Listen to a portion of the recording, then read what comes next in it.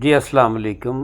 آج ہم آپ کو وہ حقیقت بتائیں گے کہ آیت اللہ خامنائی ایرانی سپریم لیڈر اپنا ایک ہاتھ چادر کے نیچے کیوں چھپا کر رکھتے تھے۔ اس تفصیل میں جانے سے پہلے میں آپ سے درخواست کروں گا کہ آپ برائے مہربانی میرا چینل سبسکرائب کر لیں تاکہ آپ کو ہر نئی آنے والی ویڈیوز کا اپڈیٹ ملتا رہے۔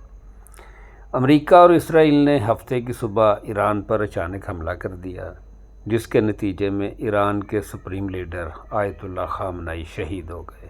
انا للہ و انا الیہ راجعون۔ آیت اللہ خامنائی ایران کے سپریم لیڈر بننے سے پہلے ایران کے صدر بھی منتخب ہوئے تھے اور 9 اکتوبر 1981 سے لے کے 16 اگست 1989 تک ملک کے صدر رہے۔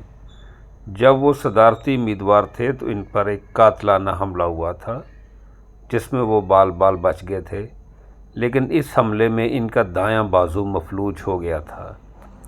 27 جون 1981 کو وہ ایران عراق جنگ کی فرنٹ لائن سے واپس آنے کے بعد نماز ادا کرنے کے لیے مسجد میں گئے اور پھر انہوں نے نماز کے بعد اپنے فالورز کے سوالات کے جواب دیے۔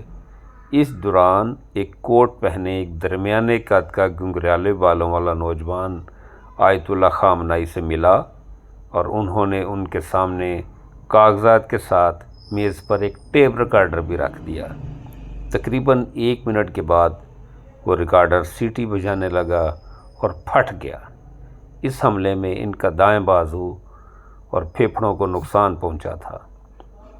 آیت اللہ خامنائی کو اس حملے کے بعد صحت یاب ہونے میں کئی ماہ لگے، مگر ان کا دایاں بازو ہمیشہ کے لیے مفلوج ہو گیا، اور یہی وجہ ہے کہ وہ دائیں بازو کو زیادہ تر چادر میں ڈانپ کر رکھتے تھے۔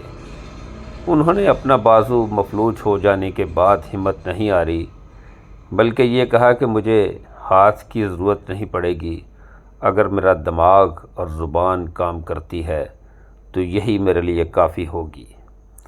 آیت اللہ خامنائی نے اس حادثے کے بعد بائیں ہاتھ سے لکھنا سیکھا اور مذہبی اسٹیبلشمنٹ کی اندرونی قیادت کے رکن بن گئے۔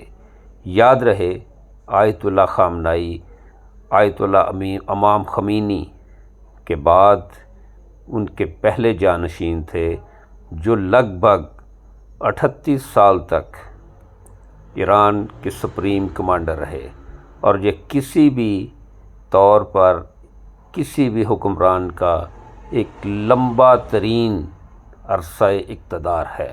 اللہ ان کو جوار رحمت میں جگہ دے۔